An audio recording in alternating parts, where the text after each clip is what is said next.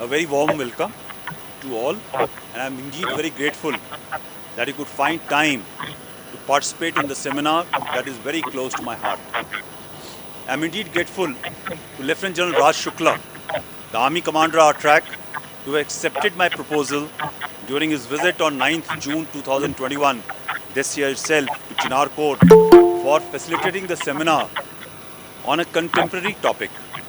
The killings of 11 unarmed civilians in the past few days has unfortunately contextualized the seriousness of the seminar, that is, human rights violations by terrorists and how they have affected Kashmiri citizens in the last 30 years or so. The worst is the deafening silence in the local, national, and international HR groups and media houses to the killing and similar HR violations perpetrated by the Nexus over these 3 decades in Jammu and Kashmir. They would cry hoarse to all and sundry, including United Nations, for even periodic cuts in the internet as denial of human rights.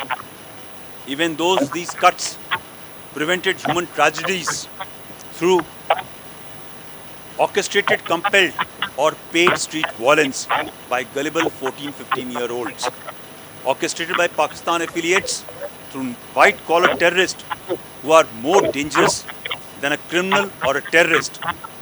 Are not these killings denial of HR of affected families? A young adopted Muslim girl has her foster mother in Mrs. Supinder Kaur killed, while entire government boys high secondary school of Eidgah, Srinagar lost its principal, a teacher, and the students introduced to the environment of fear, where they will see the spots of the killing forever. What about the HR of the family of Makhan Lal Bindru, who lost their father, husband, and breadwinner? What about Mohammad Shafi Lone, a mere taxi driver, who was killed on 5th October 2021? He has, by the way, 8 family members: an aged mother, a ill father, 3 brothers, 2 sisters, and a wife. Don't they have any human rights? While security forces should be held accountable for these killings, but why are the HR proponents silent to take the responsibilities of such mindless violence to the perpetrators who are well known, orchestrating all these activities from somewhere behind the cover of law and rule? Allow me to delve into the broader subject of denial of basic human rights, such as daily economic activity, particularly of daily wagers, small shopkeepers, taxi drivers, bus owners, street hawkers, tourist guides, even the mule drivers, whose very survival depends upon daily routine population movement through entire valley. Under societal pressure, majority of these population remain mute to the calls of protest and bunts, wherein a small segment of privileged class thrives on an agenda of palpable fear through gullible teenage youths. Bunts and protest ensure closure of school and colleges, thus denying fundamental rights of education to students who want to attend classes. Possibly the only segment that benefits are the salaried class who get to stay at home, or the Nexus affiliates whose family and children stay south of Peer Panjal or study abroad. So is the case of denial of basic human rights to the women population, 50% of the population actually. Imagine a young girl's brand, Prakash, was hankered to be closed in 2013 before it could even start its journey. While the modern and the metropolitan Kashmiri society watched silently. This year itself, through the army of trolls within the Kashmir Valley and through the social media terrorists led by Pakistan and the elements staying abroad, they got after the young women who participated in various art and culture events early this year.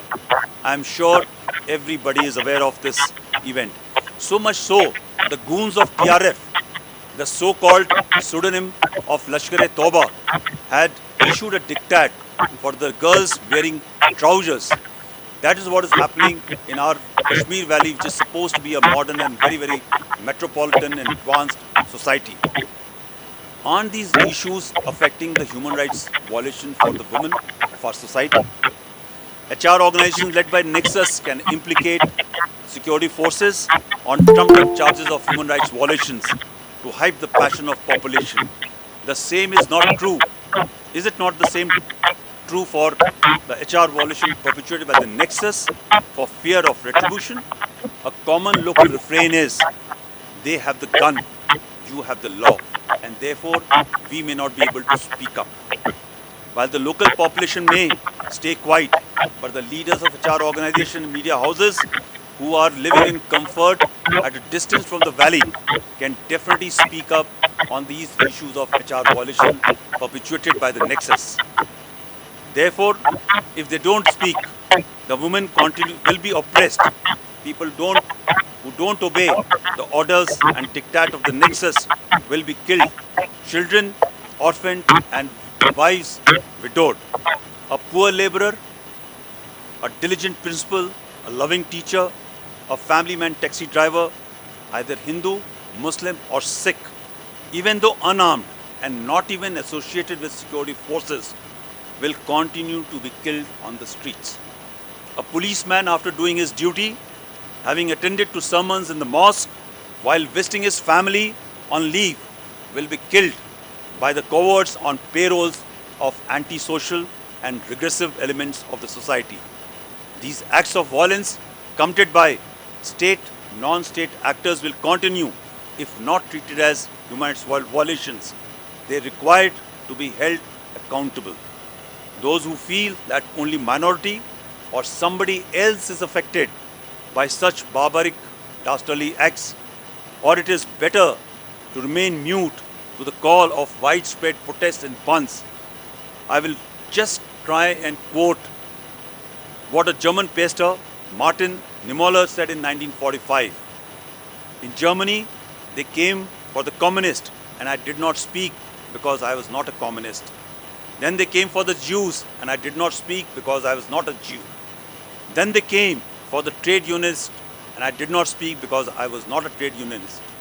Then they came for the Catholics, and I did not speak because I was a Protestant. Then they came for me, and by that time there was no one left for speak for me. So gentlemen, ladies, and HR organizations, media houses, do speak up now.